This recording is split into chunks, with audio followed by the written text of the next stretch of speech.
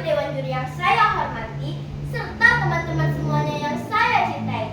Perkenalkan, nama saya Sabrina Septriasa dari UPT SD Negeri 007 Bangkinang Kota, Kabupaten Kampar. Kali ini saya akan menceritakan sebuah cerita rakyat dari daerah Kampar yang berjudul Si Lancang.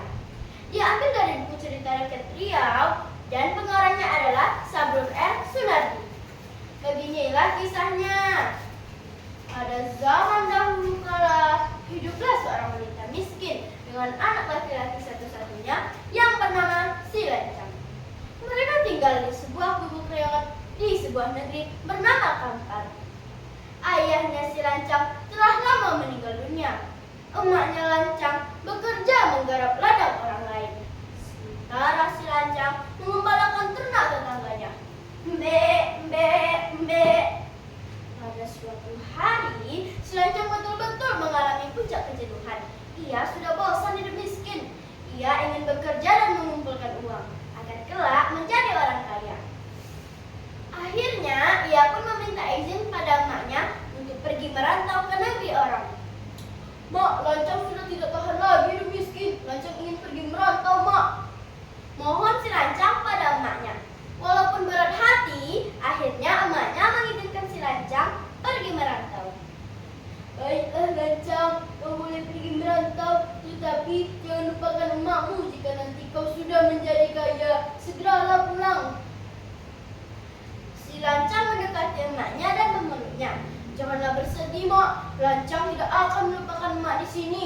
Jika nanti sudah kaya, Lancang pasti akan pulang, Mak. Emaknya pun berkata, baiklah Lancang, besok pagi-pagi sekali kamu boleh berangkat. Nanti malam, emak akan membikinkan lumping doda untuk kamu makan di dalam perjalanan nanti. Keesokan harinya, Si Lancang pergi meninggalkan kampung halamannya. Emaknya membekali beberapa bungkus lumping doda makanan kesukaan Si Lancang. Tahun-tahun sudah Si Lancang di rantauan. Akhirnya, ia pun menjadi seorang pedagang kaya. Ia memiliki berpuluh-puluh kapal dagang dan ratusan anak buah. Istri-istrinya pun cantik-cantik. Semuanya berasal dari keluarga kaya. Sementara itu, nun jauh di kampung halamannya, emaknya hidup miskin seorang diri. Suatu hari, Si Lancang berkata kepada istri-istrinya bahwa dia akan mengajak mereka ke Andalas. Istri-istrinya pun sangat senang. Mereka membawa beberapa perbekalan, mulai dari makanan hingga alat musik.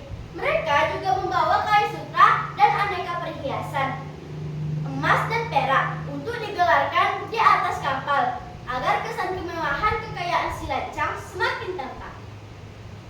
Hingga akhirnya kapal megahnya Si Lancang merapat ke tepi sungai Kampar. Hei, kita sudah sampai! Teriak seorang anak buah kapal Si Lancang. Penduduk di sekitar sungai Kampar berdatangan melihat kapal megahnya Si Lancang. Rupanya sebagian dari mereka masih mengenal wajah Si Lancang.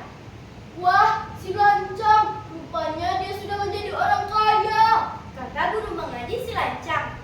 Syukurlah kalau dia masih ingat kampung halamannya ini, kata teman Si Lancang sewaktu dia kecil. Temannya memberitahu kepada emaknya. Betapa senangnya hati emak Lancang saat mendapat kabar anaknya datang. Oh, akhirnya Si Lancang pulang juga. Dia bergegas bangkit dari tidurnya. Tak peduli meski sedang sakit, dengan pakaian yang sudah compang-camping, dia berjalan tertatih-tatih menyambut anak satu-satunya itu di pelabuhan.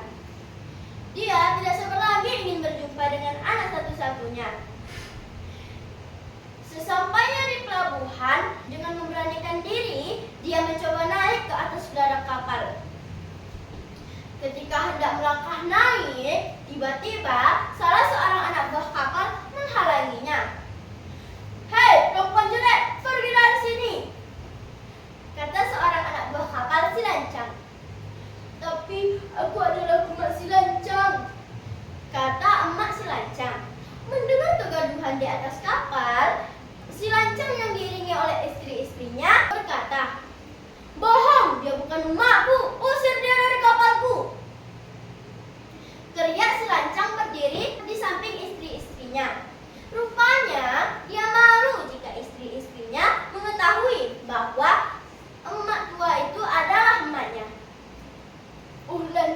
anakku, emak sangat merindukanmu nak.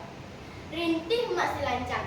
Mendengar rintihan wanita tua renta itu, si lancang pun dengan congkaknya menepis, lalu berkata, "Manalah mungkin aku mempunyai emak seperti kamu, miskin." Kemudian si lancang berteriak, "Klasi, usir dia dari kapalku!" Anak buah si lancang mengusir emak si lancang dengan kasar. Ia didorong hingga terjerembab. Sungguh kasihan sekali emaknya si lancang.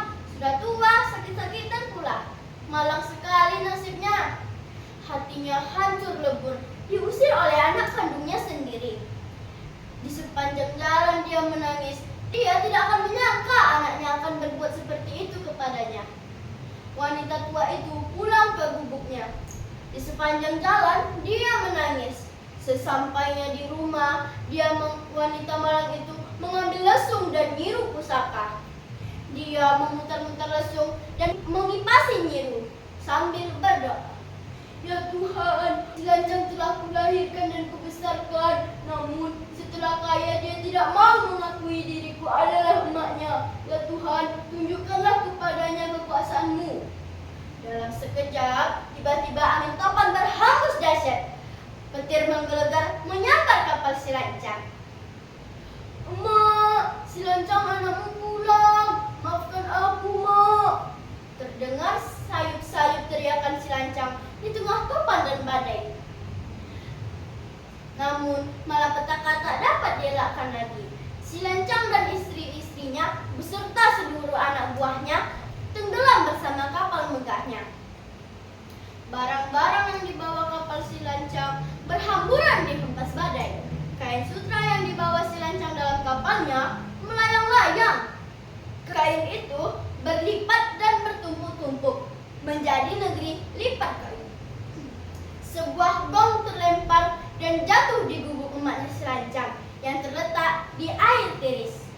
Demikianlah kisah cerita si lancang. Adapun pesan moral yang dapat kita ambil adalah janganlah kita berbuat durhaka kepada orang tua, karena merekalah yang melahirkan kita dan membesarkan kita. Ingat, ridho Allah terdapat ridho orang tua. Murka Allah terdapat pada murka orang tua. Sekian cerita dari saya. Salam pustaka. Teman-teman semuanya, saya ada pantun. Tolong didengarkan ya.